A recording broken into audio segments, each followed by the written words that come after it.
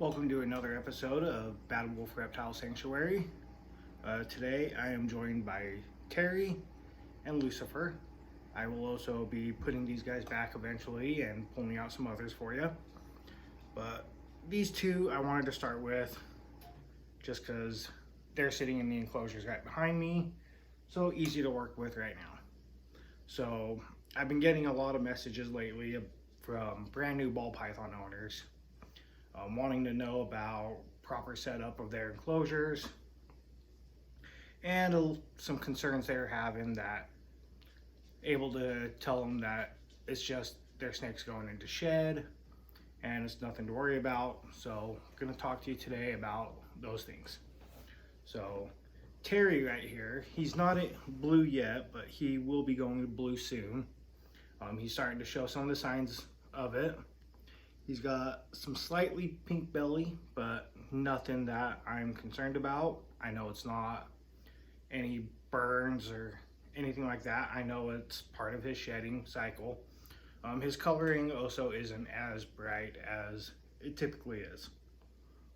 So what's gonna happen here in the next little bit is his eyes are gonna go kind of a milky color.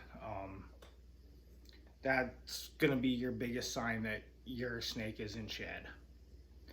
And it's nothing to worry about. It's common. It's gonna happen every time they shed. Just leave them in their enclosure. Don't bother them.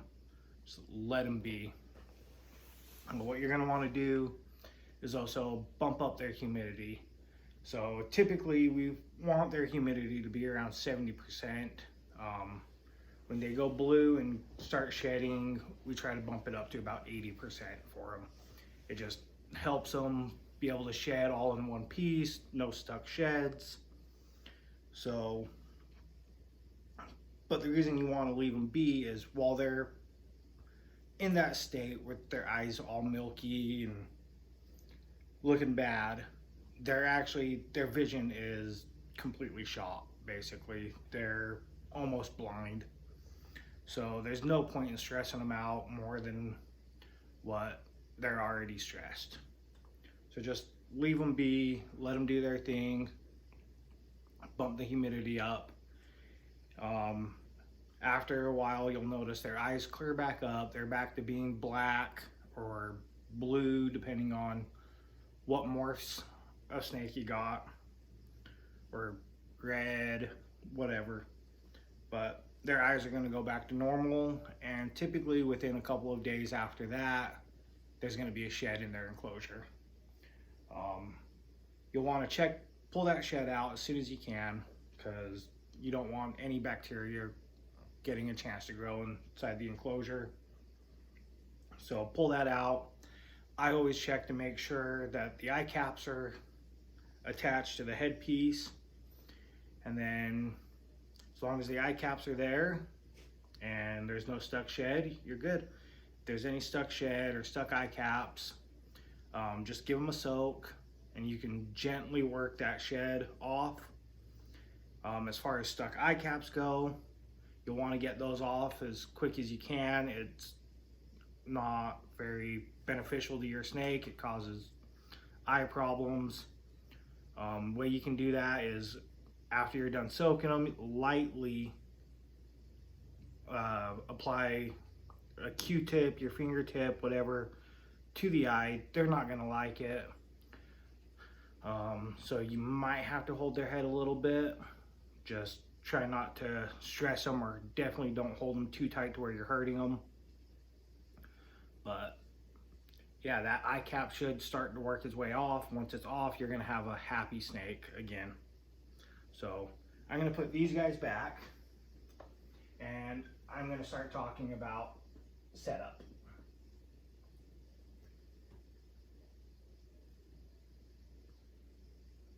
You got to let go of my hand, buddy. There you go.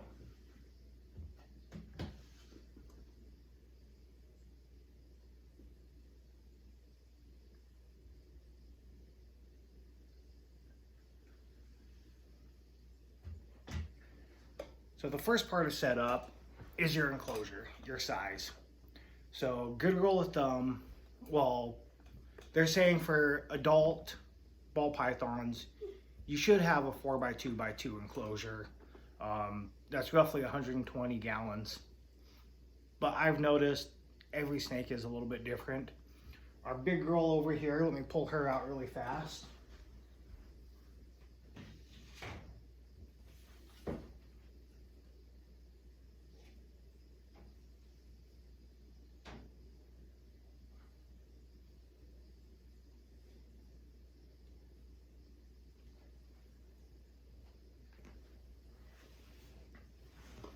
This is Cookie Dough.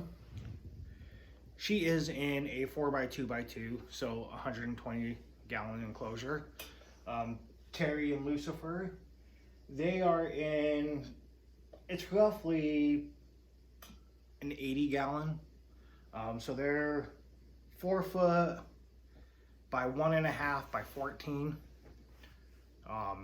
They're ones that we don't give them the height because they've never used it. They recommend that if your snake's going to be, if you give your snake the opportunity to climb, they will. That's why a taller enclosure is kind of recommended, but these two have never climbed. We've had them since hatchlings and they've never done it. So it's one of those, why use the space if they're not going to use it? She, however, she is in a 4x2x2. She also does not climb though. But the reason why she is in a longer one, or a bigger one, is one, we got a great deal on it, and two, her size. She is a full-grown ball python. She is about 4.5 foot long.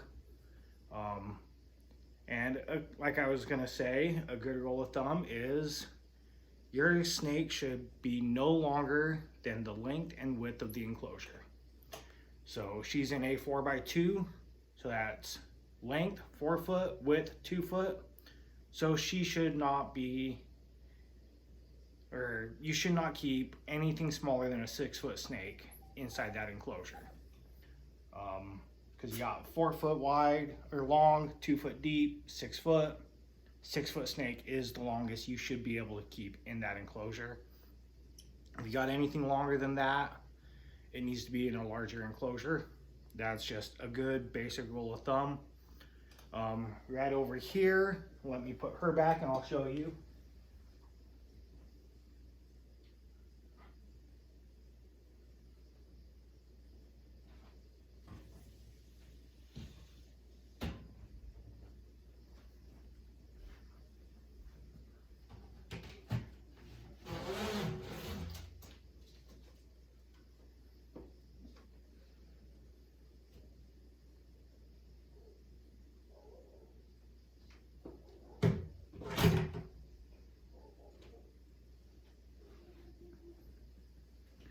This here is River. She's just a little baby. She's not very old, about 4 or 5 months old. She, however, she's in a 40 gallon enclosure at this time. She will eventually be in something much larger. Down in our basement, I've actually got, it's about a 7x2 by 3 foot enclosure that I am working on for her. This is a Burmese python, and even that eventually will end up being too small for her one day. So she will be in a few different enclosures throughout her lifetime. But right now, since she is so small, she is in a 40 gallon and she is thriving in it right now. So let's put her back and I will pull out another one of our guys.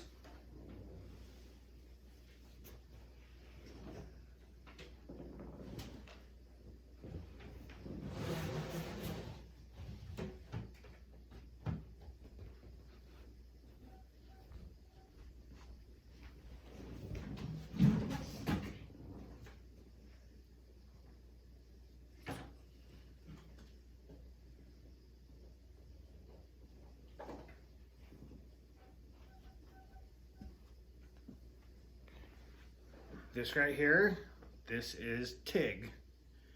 She's about a 3-month-old ball python. And right now she is currently in a 20 gallon. She will eventually get moved into something a lot bigger than that. However, right now she is in something small. She still is well smaller than the length and width of the enclosure, so it is perfectly fine. You will hear people say bigger is always better, and for the most part that is true. However, we have also noticed that not all snakes prefer something bigger when they're smaller. You'll hear people say that as long as you've got enough clutter in there, they're going to feel safe. And we've learned over the course of having our snakes that that just isn't true. Terry down here, who we saw earlier, we had him in a 20-gallon when he was just a small little hatchling like she is. And then we quickly moved him into something a lot larger, and he was not thriving. He went on hunger strikes, even though everything was perfect for him. His humidity was right there at 70%. His temperatures were right on. We had the clutter in there.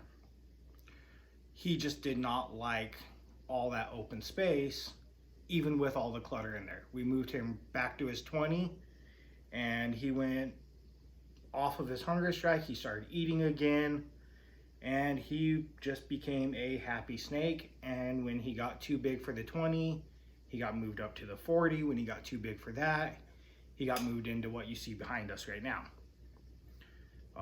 So each snake's going to be different.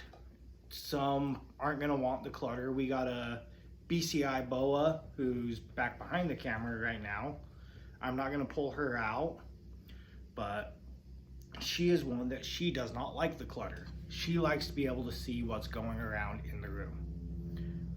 She'll stick her head out of the hide and just sit there and watch everything going on. We put clutter in there and she'll stay in the one hide. She won't move around. That's actually what Terry was doing as well, is he would not move from his hot side to his cool side or his cool side to his hot side. The moment he got into one of his hides, he just stayed there and didn't move. We moved him back into the smaller enclosure, and he was going back and forth regulating his body temperature, eating, doing everything he could.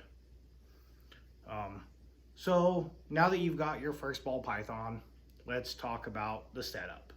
You got the enclosure, you got something that's going to be the right size for him. One thing you're going to want, this is what we use. We use the ZooMed thermostats. Every heat source you have should be on a thermostat. It doesn't matter what it is. If it's a heat mat, if it's a radiant heat panel, ceramic heat bulbs, heat lamps, whatever it is, doesn't matter. Put it on a thermostat no matter what. Speaking of heat, the reason I wanted to talk about this is we've been helping somebody who bought just a basic ball python setup at the pet store, a large box pet store, and bought their beginner setup and the stuff it came with. Quite honestly, I told the person to throw them away and don't use them. Colored heat lights. These are bad for your reptiles. They state that snakes and lizards can't see the colors. Well, they can, and it's actually harmful for their eyes. So these, if you've got any of these, throw them away immediately. Get something different. What I use, sorry, I got everything on a table, but what I'm grabbing right now is buried under everything. We use heat mats. These particular heat mats that we use, as you can see, are actually made for plants and not reptiles. Way better. Price is phenomenal compared to heat mats that are made for reptiles. Something for a 40-gallon enclosure, which this right here will work great in a 40-gallon. If it's for a reptile, you're going to be paying $65-70 for this heat mat.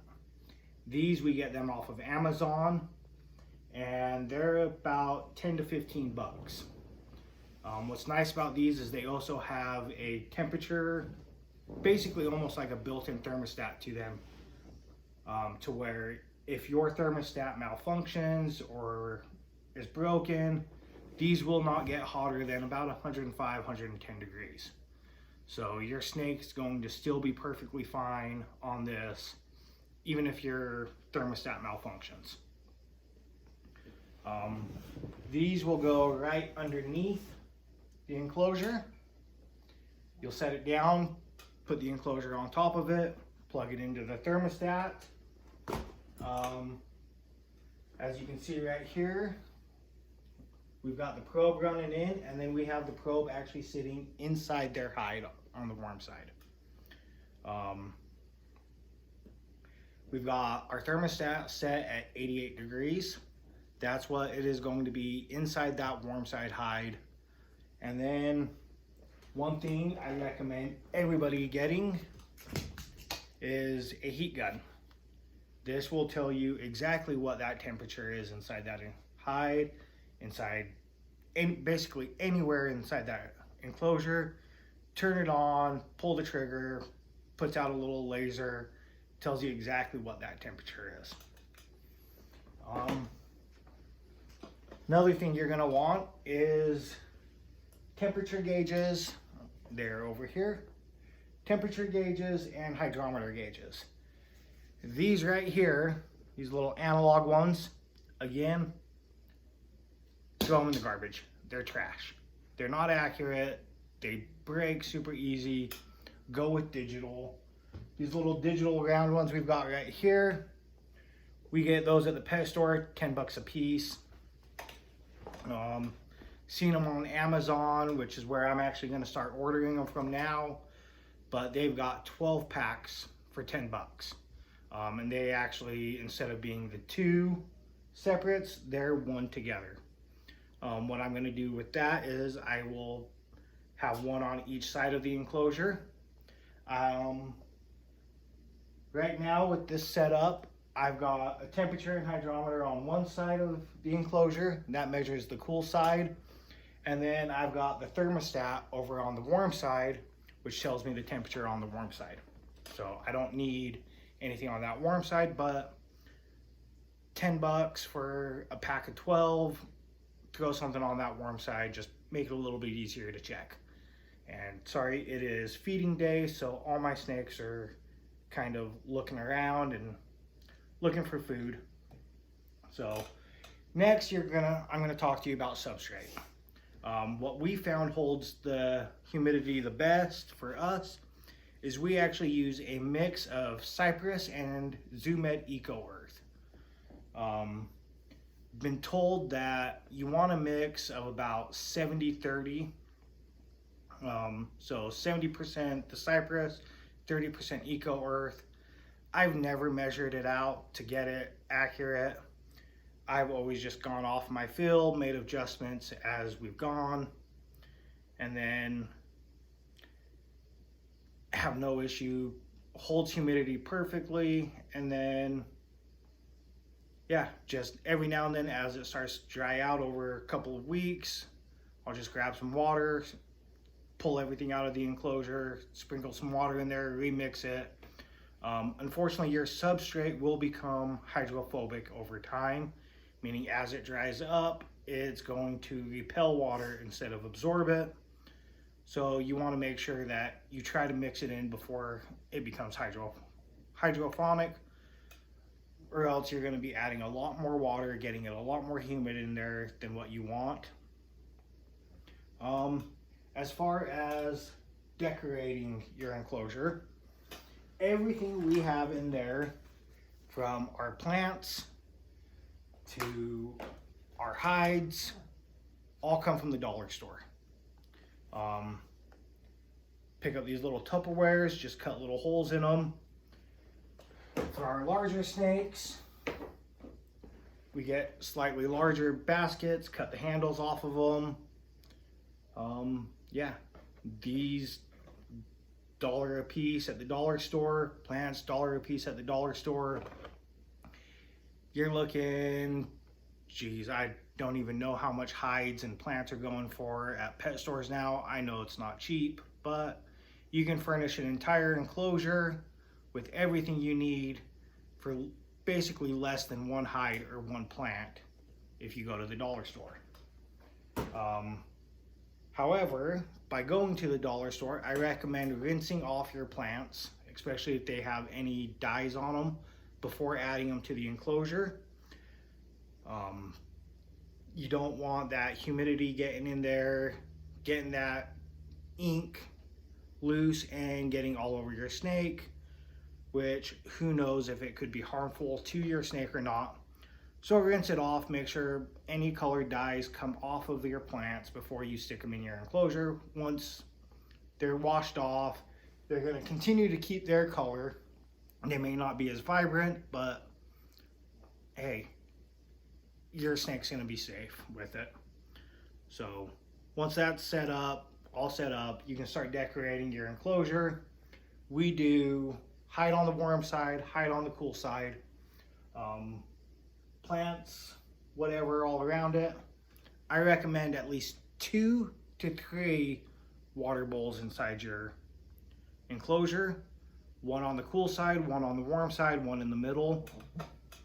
As far as that goes, again, dollar store, ceramic bowls work great. They help with the humidity as well, especially that one on the warm side. Put that underneath your heat mat and it's going to start evaporating that water out of there, getting that humidity into the air, and it's going to be very great, and it's going to hold your humidity a lot longer, a lot better. Once you get that all set up how you want it, it's all decorated, everything's looking good, it's time to add your snake and see how they do. Sometimes you might have to pull more stuff out, sometimes you have to add more stuff. It just depends on how your snake is taking things. Yeah, let's see, speaking of feeding day, let's talk a little bit about feeding. So yes, I know I've got rats swarming up and you can start to smell them. So one thing you're going to want to do is you are going to want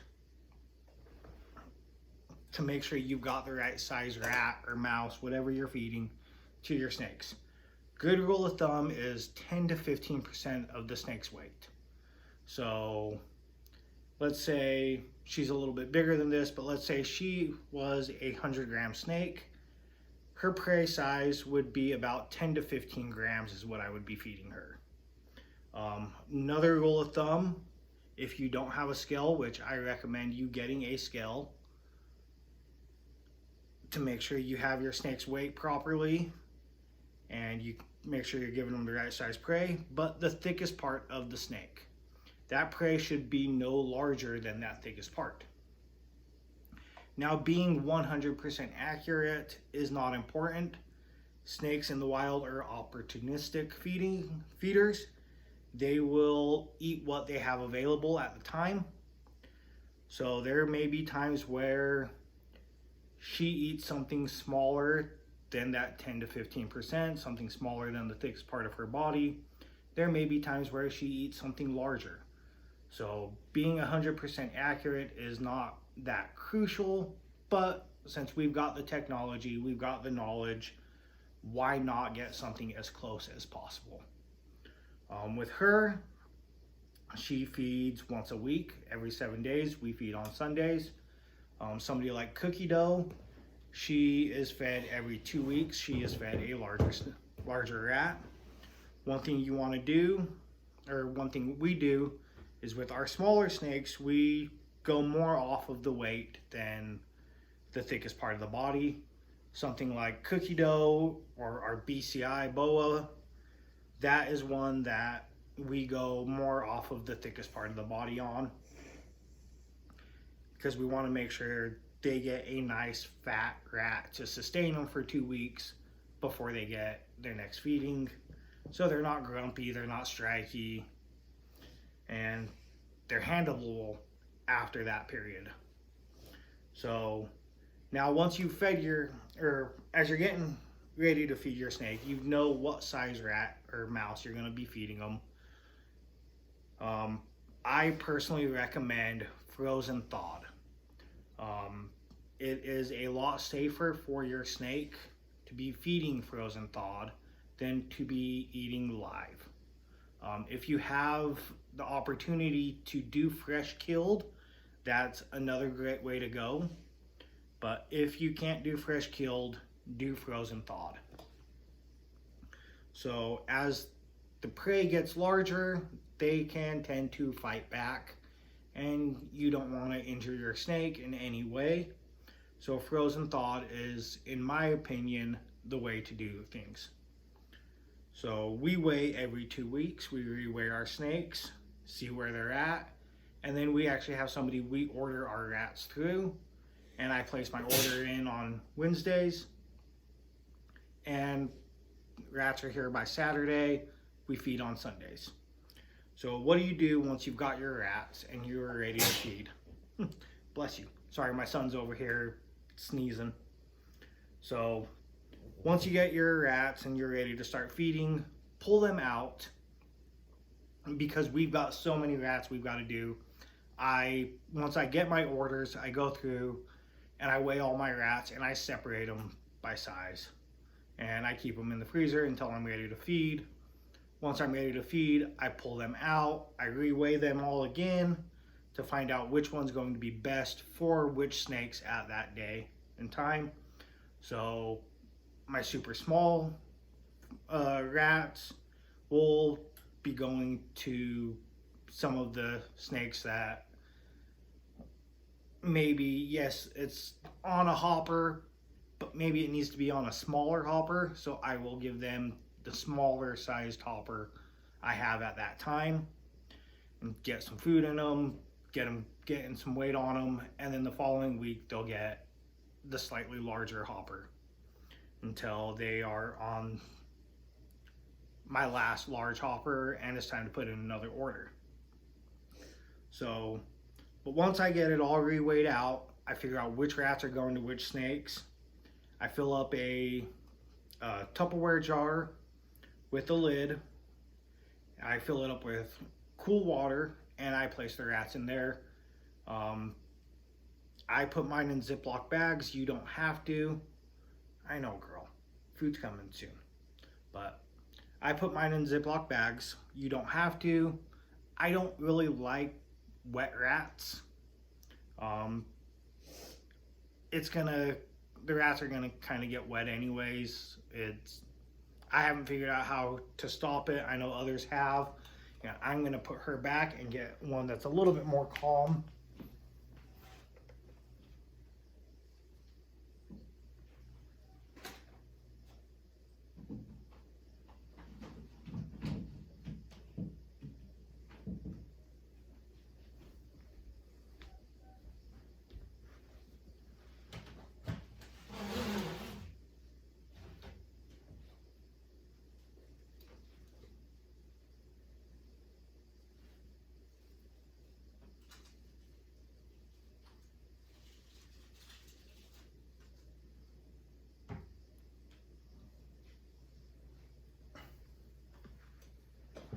Sorry. Tig is hungry, as are all of my snakes right now. So she is out hunting. So she's all over the place. So we're gonna do the rest of this video with River because she's just a little puppy dog. Once she gets comfortable, she will not move and she will stay there for hours. So, let's see. Once I have my rats in the Tupperware thawing, depending on how big of rats you're feeding, it's gonna determine how long it takes to thaw. Smaller rats are gonna thaw cooler or faster than bigger rats. So you're sitting in that water for anywhere between 20 minutes to hour and a half. Once it's thawed, I dump that water out and I turn on the hot water. And I put them back in the Tupperware with the hot water, putting a lid on it to keep that heat in, and that's going to warm up the rats. Once I get the rats at about a normal body temperature. I'd say I go for about 80 to 90 degrees. Some people may say that's too hot, that's not hot enough. This is, again, what I've done, what we were told when we got into snakes. We've never had an issue. And then I take my temp gun and a blow dryer. And what I do with that blow dryer is I set it on hot and I hit the head of the rat with it. And all that's doing is warming up that head, because your ball python is going to have heat pits right there along its upper jaw that it's going to be able to sense heat and give it an idea where that food is. So we bump that heat up a little bit more, and the air dryer actually gets that smell of the rat into the room a little bit more, gets them into that feeding mode. And I use the temp gun. I try to get the head of the rat at around 100 to 110 degrees. And then I stick it in the enclosure to feed my snake with. I try to grab the rat by the back of the neck, make it look a little bit more natural. Some of my snakes will come out and hit instantly the moment that rat's in there. Others, I kind of have to bounce it around and get it all acting like it's alive, because they can be picky. That is another thing about ball pythons. They can be picky. We had one ball python that would only eat a light ground colored rat with a small white patch of fur on it. That is all it ate. If we offered it anything else, it would not eat. Your humidity being off, your temperature being off, that's all stuff that's gonna possibly throw your ball python into a hunger strike, and they're not going to eat. But ball pythons can, like I said, be picky eaters, and when they find what they like, if they don't get what they want, they'll go on a hunger strike. Once you feed your snake, you're just going to leave it in there for at least 48 hours. Don't pull it out, don't bother it, just let it sit, digest. You don't want to risk your snake regurgitating at all. Their stomach acid is designed to dissolve bone, teeth, stuff like that. That is a very strong stomach acid that you don't want getting up into its esophagus, up into its mouth, anything like that. So once you've fed your snake, leave it be for at least 48 hours before you handle it, anything. And then after 48 hours, you can slowly pull your snake out, handle it a little bit. I don't recommend spending a lot of time handling it, just to limit the risk of regurgitation. After that third day or so, by all means, pull it out for as long as it's going to let you. Each snake's going to be different. River here, we can pull her out and she'll be completely content for hours on end. Other snakes of ours, pull them out, we've got maybe 5 minutes of handling them before they're ready to go back in. They don't want to be messed with anymore. That's completely fine. They're going to let you know when they're ready. Being balled up like ball pythons do, that's a sign that they're not really excited, wanting to be out and about, or they're going to be trying to get away from you, like Tig was doing earlier, where she was just climbing all over. Ball pythons, when they want to be handled, when they're completely fine, they're not stressed, they're not scared, they're not going to be balled up, but they're not going to be going everywhere. They may be searching around, but they're not going to be trying to get away from you.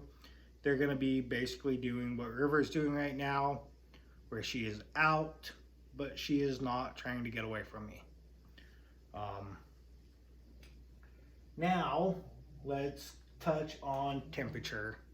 One thing we do on all of our enclosures, doesn't matter if it's corn snakes, bearded dragons, our BCI, we've got a Cuban false chameleon, we've got a king snake, leopard geckos, We've had so many different reptiles pass through our sanctuary over the last little bit. So one thing we do on all of our enclosures is we write temperatures and humidities. We just use dry erase marker, so it's easy to come off with. So on your ball pythons, on your cool side, you want to shoot for about 80 to 85 degrees. Little bit lower than that's not going to hurt them. If you're sitting at about 76, it's a little low, but not too bad. It's still going to be okay. It's going to be able to move somewhere where it's a little bit warmer if it needs to. Yeah, one thing that we do, can't really see it in here, but we've actually got a hide in the middle of the enclosure, and that way if it needs to cool off but it doesn't want to be warm, it can go into that middle hide where the temperature is about in that neutral ground. On your warm side, you want it between 85 to 90 degrees. Like I said, we put our thermostat set at 88 degrees, put that probe inside that hide. That's what we base it off of. Our ambient temperature on our warm side. So if I go right inside that hide, I am sitting at 87.6. According to her thermostat, I am at 87 degrees. Ambient temperature in this area is sitting at 81. So it's a little ambient temperature on the warm side's a little low right now. But the temperature inside the hide is exactly where we want it. And we'll do the same thing, check the same thing on the cool side, make sure it's sitting within those parameters. As far as humidity goes, you want your humidity sitting at 60 to 70% for your ball python. We try to maintain about 70% all the time. It drops a little low when we mix substrate, it can get a little high. As long as we are within that 60 to 70% range at all times, we're good.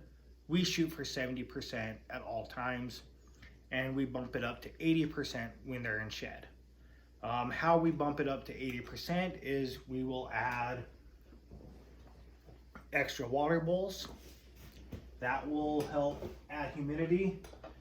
Something like cookie dough's enclosure where we've got the screen top, we will take either HVAC tape and cover up some of the screens. We use small pieces of plexiglass or acrylic to cover over the screens, and that's going to trap some of that moisture in, not let it escape as much, building the humidity up. What's nice about the small strips of plexiglass is we can move sections of it off if we need to let more moisture out or keep more moisture in. We can add and subtract as we go to dial in that humidity where we want it. River's enclosure has the HVAC tape, so if we need to bump up her humidity, we add more tape. Well, what we've done with hers is we've actually cut a section of it, so it's a little flap door basically, to where we can open that up or close it depending on how much humidity we need to keep in. The substrate mixture that we use, it keeps our humidity for about 2 weeks before it starts dropping down. What we do is about once a week we'll pull everything out, add water to it, mix it up, it bumps the humidity back up. If we're a couple days before we start mixing humidity, but we've got a snake that's getting ready to go into blue like Terry is right now, what we will do is we will just quickly mist the enclosure. Spray bottle, spray down the substrate. Don't want to drench it, but we just want enough moisture in that air to keep that humidity bumped up just a little bit until we get in and remix that substrate to bump up that humidity. Once you've fed your snake and you are at the point of being able to handle it again, spot check the enclosure. We spot check every day, looking for peas, looking for poops. As soon as we notice that, we get it out of there immediately. We don't want any risk of bacteria growing inside that enclosure. That could cause some damage to our snake, cause scale rot, any other infections, stuff like that. So once we notice anything that needs to be removed, we remove it immediately. Shed skin, whatever. Spot check every day. And then we do a big deep clean once a month where we pull everything out of the enclosure. We pull the substrate out, we put all new substrate in. And what we are doing when we do that is this is the stuff we use. We use Habitats or Thrive's Habitat Cleaner. And we just spray this on. This stuff, we can spray it on, wipe it off immediately, and it cleans up any of the dirt. We take a vacuum to any of the substrate that's left in there. Old vacuum, don't recommend using a new vacuum and ruining it. But once you get it vacuumed out, spray it down, get it cleaned. And then we use Zoo Med's Wipeout. We get this at our local pet store. Give them a shout out, Animal Art. They are not a sponsor. We have no sponsors on this channel at this time. They're just an amazing local pet store that's here. They've helped us as we've learned, as we've grown. Their staff is extremely knowledgeable. I recommend Animal Art here in Orem to anyone who is looking for information on reptiles, looking to get reptiles. Their staff is extremely knowledgeable and they will guide you in the right way. They're not going to just try to sell you whatever it is that they want to sell you like some of the large big box pet stores are. So we get our sanitizer at Animal Ark here in Orem. We get the Wipeout. Spray this on, let it sit for about 5 minutes, wipe it out. Then you want to make sure that that enclosure airs out completely before you start adding things back in. You don't want any of the smell of this left back in the enclosure. And once that smell's gone and dissipated, mix the substrate back in, get a new layer of substrate. I recommend about a 3 to 4 inch substrate level base. We are sitting at about 3 inches on all of our enclosures. That thicker substrate is going to help keep the humidity a little bit better than a smaller, thinner substrate. So we run about a 3 inch substrate level on our enclosures. And then I start adding everything back to the enclosure. I will clean out the hides, spray them down with the Thrive, spray them down with the Wipeout, get everything cleaned and sterilized. And then I put my snake back in and let him enjoy the new setup, maybe move things around, give him a different taste, different feel of things. So everything's not the exact same. Going back to something really fast is your hides. So you want to make sure that you've got a good size hide for your snake. You don't want something too big or too small. Something like this I would not be using on Cookie Dough, who is our full-size ball python. She is more in something like this, to where she's balled up and she's touching all the sides, but she's not blowing out of the side. Normally in the wild, what you're going to find is these ball pythons, they're going to be in termite mounds, stuff like that, where it is a little bit smaller. They're balled up, they're pressed up against the sides. That's what they're going to be naturally in. That's what they're going to be the most comfortable at. So I try to get my hides something to where when they ball up inside that hide, they can touch all the sides, but yet still not be cramped. or there's not a ton of extra space, something where they feel secure and safe. And that just may take a few different trying different hides, see what your snake likes the most. Again, some snakes are very picky. Terry here, he is not in our dollar store hides. He's in actual hides from the pet store because he doesn't like them. He will not use them. He does not go in them. Put him in these, he will go to his warm side hide. He'll go to his cool side hide. He'll go where he's comfortable, and he's going in his hide where he feels safe. So, just like humans, guy, no, I need you down, buddy. I know. Sorry about that. But just like humans, they're going to have personalities. They're going to know what they like, what they don't like. And that's what they're going to want. Unfortunately, ball pythons, if they don't get what they want, sometimes they'll throw temper tantrums and they won't eat. Even if everything else is spot on, if things aren't 100% the way they want it, they can go on hunger strikes, and hunger strikes suck. We've had some snakes go on hunger strikes for 6 months until we figured out what they liked. Our big normal ball python, who only ate light brown rats with a small white spot on it, he was on a hunger strike for a few months until we figured out those were the only rats he was eating. So, ball pythons are great. I recommend them to basically anybody, but also keep in mind that those hunger strikes can happen, and when they do, it is a pain in the butt. But once you figure out what's causing it and you correct that, these are great.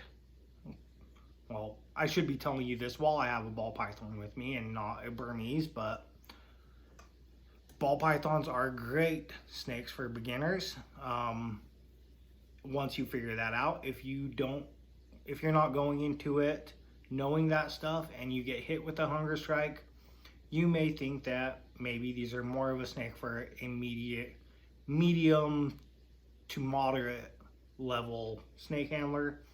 So I agree with it and I disagree with it. I agree that they're great for beginners, but you have to know what you're doing, what you're getting yourself into. Once you know that, then they are great. As far as picking out your first ball python, I recommend finding a reputable breeder. You're probably going to pay a little bit more for it because you're going to be able to get something a little bit more designer, different morphs.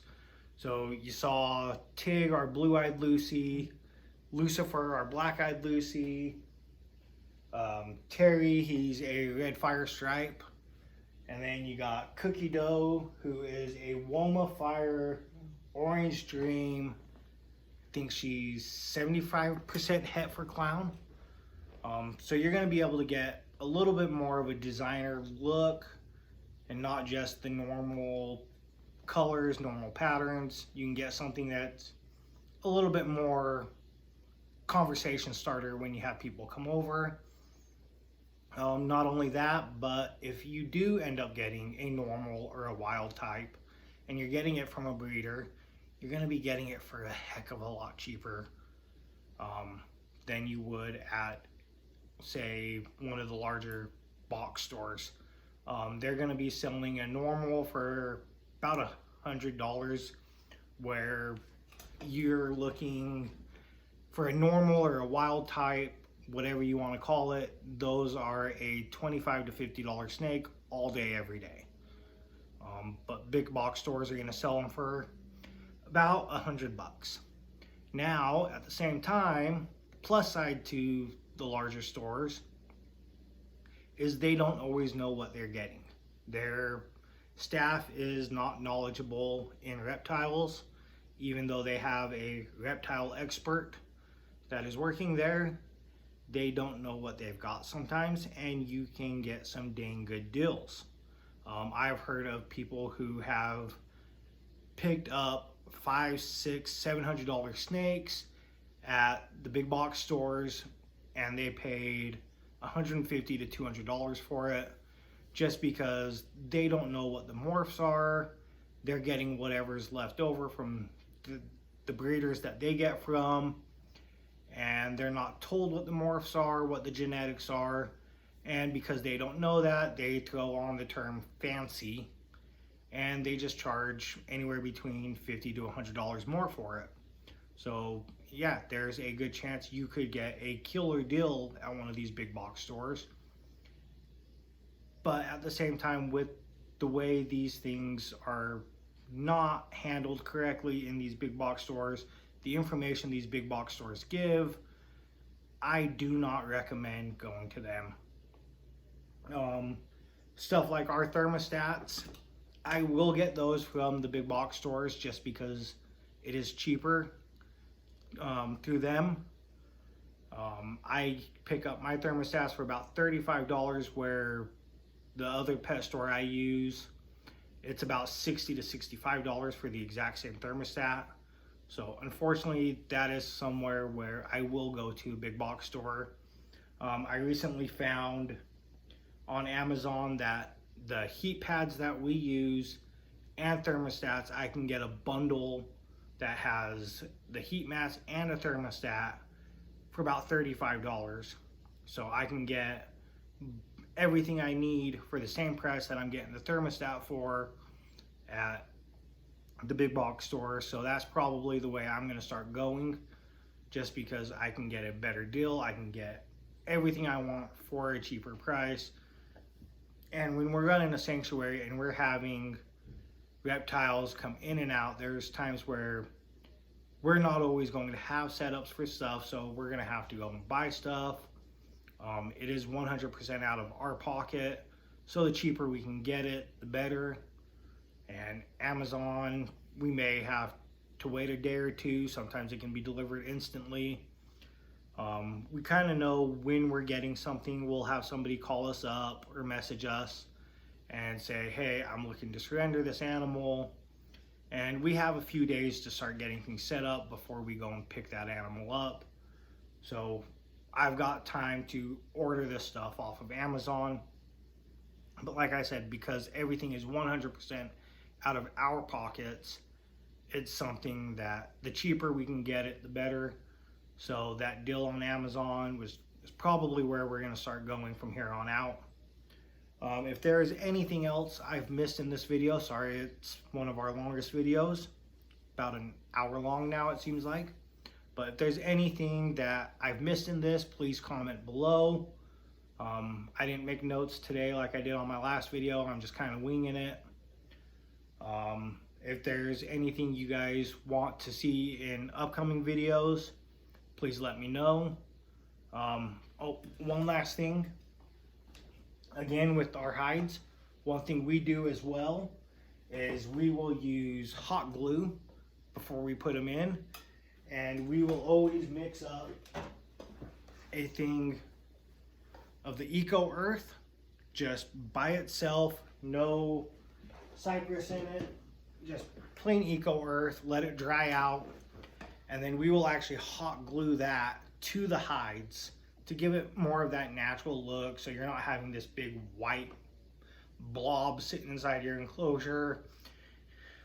We'll put the Eco Earth on there, hot glue it to it. We can hot glue plants to it just to help make that hide blend into the enclosure a little bit better, less noticeable, make it look a little bit better. Let's see, anything else I'm missing before I end it? Not that I'm thinking of, but I will say this again. Any of your colored heat sources, throw those in the garbage, switch to something different, whether it's a heat mat, it's a radiant heat panel, a heat bulb,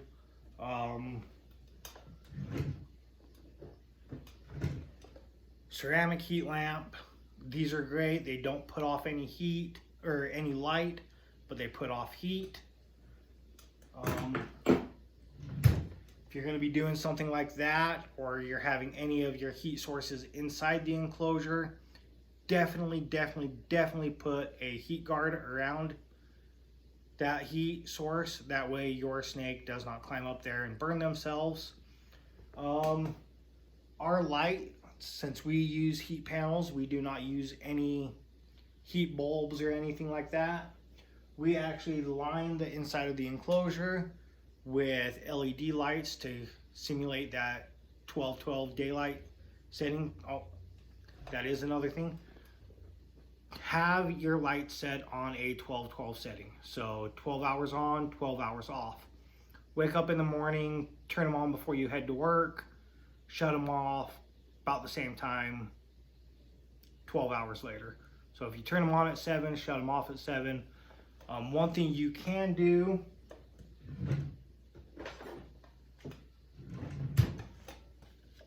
timers. These things are great. You just set what time of day it is, and then you either push down tabs or you pull tabs up, and you can plug your lights into this, and once that timer hits that section, it will automatically turn on your lights, automatically shut your lights off. So if you are a busy person and you don't have time to go through and manually turn everything on, or maybe you overslept your alarm and you have to get off to work or school right then and there, you don't have time to go through, turn everything on, these are great. If you have multiple enclosures, what you can do is plug this into the wall, plug a power surger into right here, and then you can actually plug in all your lights into that power strip, and that will activate the entire power strip. So everything on that power strip will be linked to this one timer. You can run 6 enclosures off one timer. You don't have to spend the extra money that has multiple timers or multiple power outlets set into your timer. You can run everything off of one timer. So easy, so convenient. Yeah, again, if you guys can think of anything that I've missed, anything you guys want to see in future videos, please let us know. We got into this not only to help reptiles that need help, need to find loving homes, but to help beginners getting into things, because we know it can be hard to find proper information out there. We're still learning, we're still growing. We're being told all the time that things are changing. It wasn't too long ago that a 40-gallon enclosure was perfectly fine for a full-grown ball python. Now it's a 120-gallon is the minimum size for an adult. So as we learn and we grow, we try to do what's best for these reptiles, and we want to help beginners out to where maybe they don't feel as if they can't properly care for their reptiles and they feel as if they have to surrender them. They know what to do, they know where to go, they know where to ask the questions, and they can help, or they can give their reptiles a nice long life. They can keep them for as long as they possibly can. Like this girl right here, granted she's just a baby, but she will be about 15-20 years old, and I plan on keeping her that entire time. Now hopefully that happens, and 15-20 years from now she will be a nice big full-grown Burmese python, and videos with her is going to be fun, and I will love to show you guys how she's growing over the next little bit, so stay tuned for those. But yeah, anything you guys want to know, anything I missed, please leave a comment, message us on Facebook, let us know what you want to see in our videos, and we will do everything we can to help you guys. If you have any questions on setups, message us on Facebook, message us here, like and subscribe. Yeah, and until our next episode, you've been watching Bad Wolf Reptile Sanctuary. Thank you.